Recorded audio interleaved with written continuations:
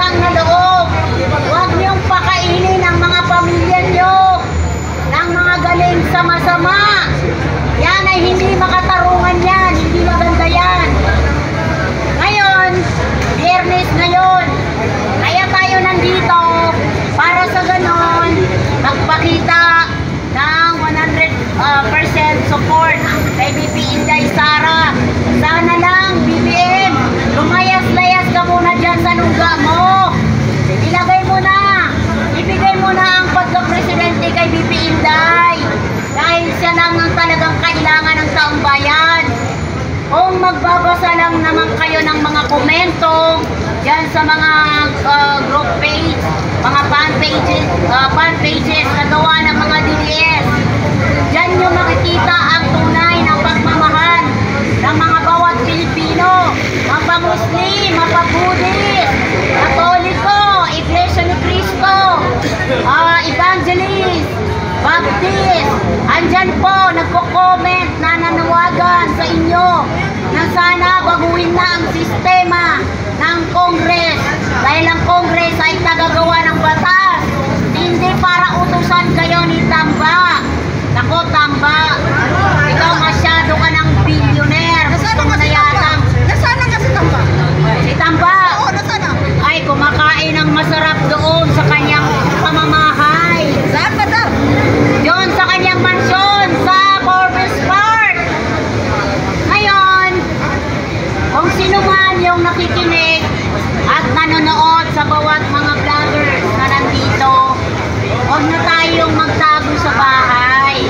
Huwag na tayong mag-comment ng mag-comment.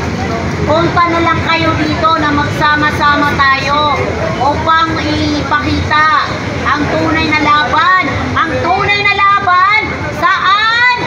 Sa EDSA Shrine! Kaya dapat andito tayo sama-sama para magpakita ng tunay na laban. Laban ng mamamayang Pilipino, hindi sa laban sa social media. Lumabas na kayo dyan.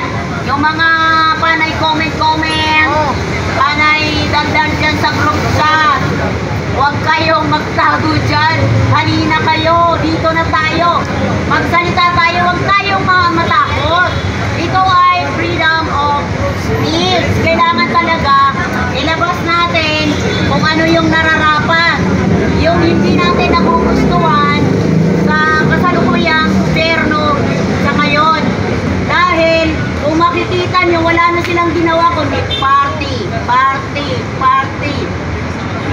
Minsan nakikita ko pa umaalingasaw yung fireworks sa Malacanang. Ilang beses ko nang binibidyohan yan. Dahil malapit lang ako dyan. Binabantayan ko lang naman si Lisa na walang ginawa kundi mag-party. Aba, madam. Saan sila pira? Maraming nagugutom. Saan sila pira? Saan sila pira? Bakit puro parte? Saan sila pira? Bakit puro parte? Pera ng mga taong bayan yun, ng mga taxpayer. O, tapos? Oo, ngayon sila, wala silang pakialam sa atin, basta importante, masaya sila. Ay, ganun. Oo. Kahit nagugutom ka. Wala silang pakialam. Kung makikita nyo, puro magaganda mga heels, mga kasuotan. Ika nga ni Tatay Digong, pagpasok sa Malacanang, nakatama raw.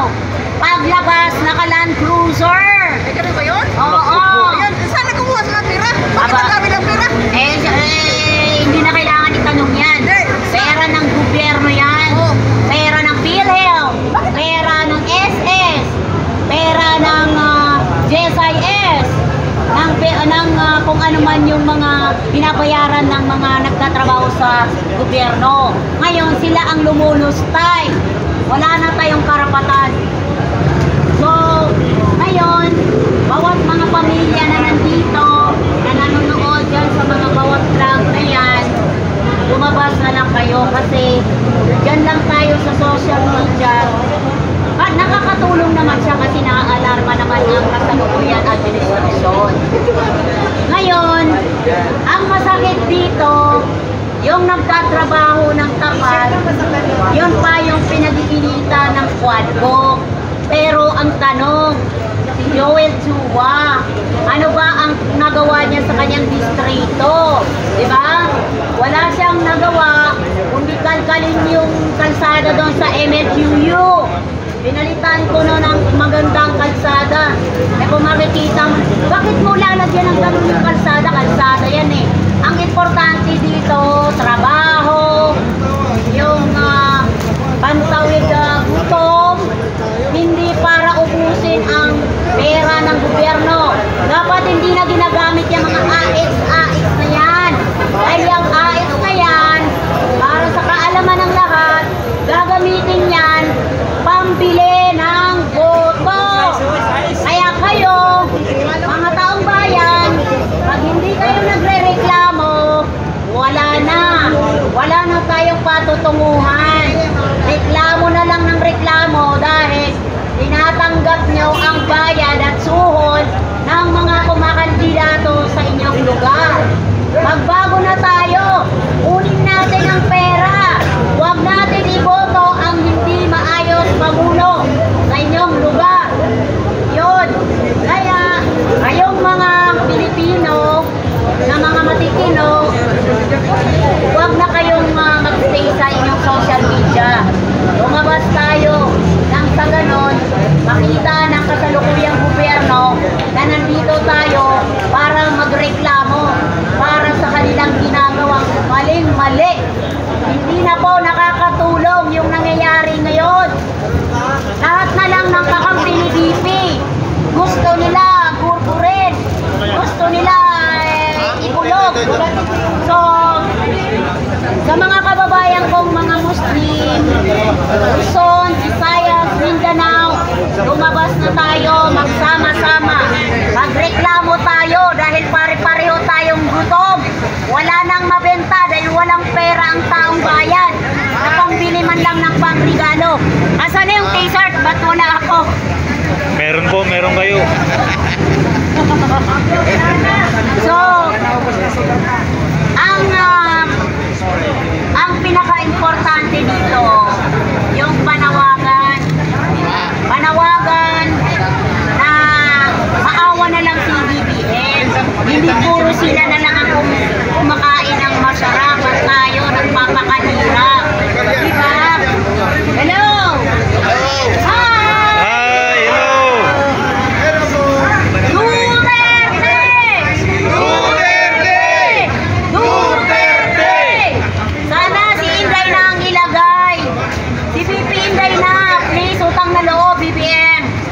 Bumaba ka na lang dyan dahil ang gulo-gulo na po ng Pilipinas. Sana, maisip natin ang kapwa natin mga Pilipino na naghihirap sa kasalukuyan. Si BP Inday, pabayaan nyo na, huwag nyo nang kalkalin yung confidential fund. Ito pabayaan nyo na si BP Inday Sara magtrabaho. Huwag nyo nang kalkalin na ultimong kulang na lang pati buto.